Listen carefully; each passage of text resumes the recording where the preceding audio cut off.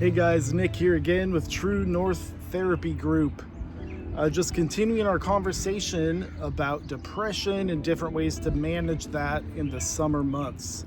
So today I wanted to again talk about behavioral activation just because it's the most effective way of treating depression, can even be more effective according to research than antidepressant medication. So I figured it's worth talking about again. One really good thing about behavioral activation is that it can be fun, right? And I know that when we're depressed, we're not thinking a lot about having fun and doing things that bring us joy. We're just thinking about like laying in bed, right? But one of the things that I like to do with my clients is to kind of create a hierarchy of hobbies. That's why I'm standing out here on my farm. I mean, farming's not really a hobby, it's work. But for me, it's therapeutic. So it's a big part of my self-care plan. And so this is farming, gardening, taking care of livestock, animals, things like that.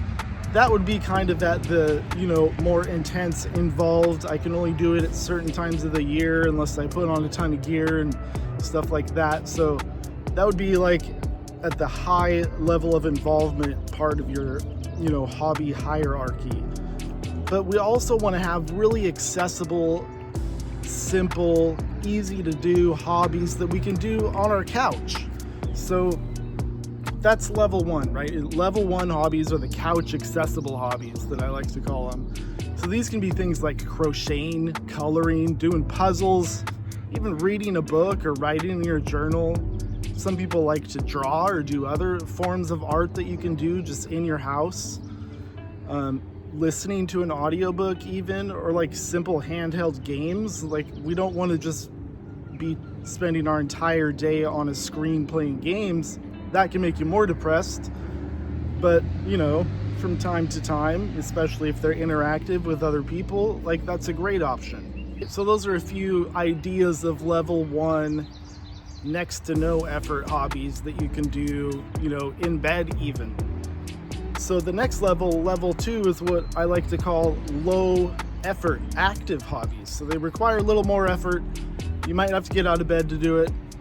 Definitely taking care of these guys, building fences, making hay. That's not going to be a low effort. That's going to be kind of at the higher, okay, I've got some energy. I can get out of the house and do something intense type hobbies. So the level two low effort hobbies include things like cooking. That's a great hobby. You don't have to leave the house. You probably already have a bunch of groceries that you can make some food with. If you don't, most grocery stores will bring it to you, which is awesome. Taking photographs, you can walk around your yard and find cool things to take pictures of. Caring for plants, house plants, things like that. Doing a small craft. Just walking around the block. 10 minutes of even filtered sunlight if it's cloudy outside before 10 a.m. every day significantly improves mood. Bird watching, you can do that from your porch.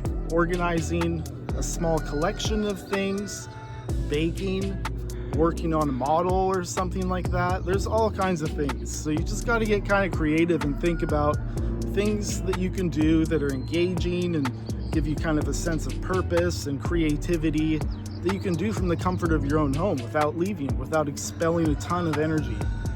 And then there's level three, which is kind of the more involved hobbies, kind of like, these fellas behind me here. And that includes gardening, woodworking, going fishing, hiking. We have so many great hiking opportunities here in the beautiful Pacific Northwest. Restoring furniture, doing home improvement projects, sports. Maybe you're in a softball team, going camping. A lot of people like doing pottery around here. There's a really cool place on Main Street that has pottery lessons and things like that. Maybe even doing a photography trip, like going down to the beach or going to Cherry Point and just taking some cool pictures of the sea life and things like that. Working on vehicles.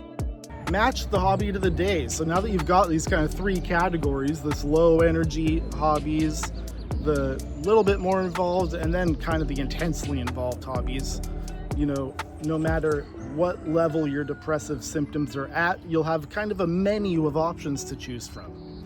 So that's it, guys. That is the next level of behavioral activation, hobbies, because they help us kind of derive purpose and meaning when we're not feeling great. I hope that was helpful. If it was, please let me know. Drop a comment, send us a like, and make sure to subscribe to our channel. Talk to you later.